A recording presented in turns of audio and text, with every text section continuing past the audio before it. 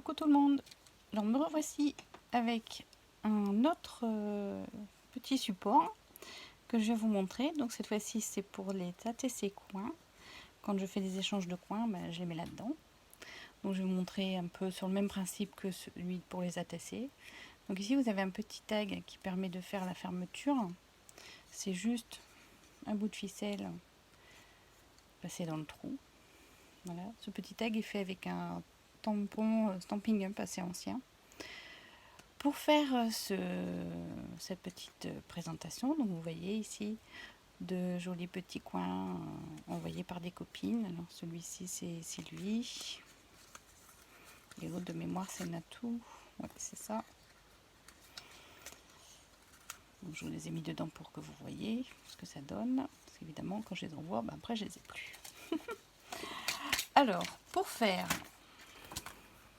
ceci, on utilise ce dit de chez Action et j'utilise le plus petit de découpe que j'ai découpé donc dans un papier uni. Voilà. Et pour l'autre rond, j'ai utilisé un rond de ce dit de chez Action. Il mesure 8 cm et demi de diamètre. Je l'aime beaucoup parce qu'il a les petits pointillés. Ça donne des petites coutures sur le tour. Après, si vous en avez un lisse ou d'une autre marque, c'est exactement pareil. Vous faites avec un compteur et un compas, ce sera exactement pareil. Donc, vous avez votre petit double rond ici, on va l'appeler comme ça. Dans un papier, alors comme celui pour les attachés, un papier travaillé, tamponné, vaporisé, ancré, tout ce que vous voulez. Vous allez découper donc deux ronds comme celui-ci que vous allez coller de chaque côté pour que la copine, quand elle les reçoive, elle puisse découper à l'intérieur pour faire un coin. Donc en même temps que les coins que vous lui envoyez deux fonds en cadeau. Quand c'est collé, vous le retournez de l'autre côté.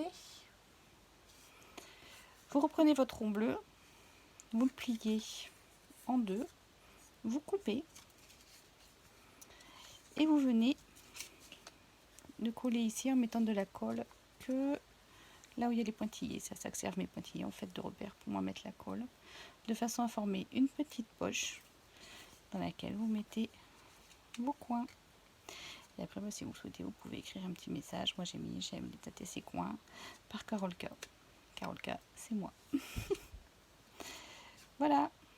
J'espère que ça vous a plu et que ça vous donnera l'envie de créer. À bientôt.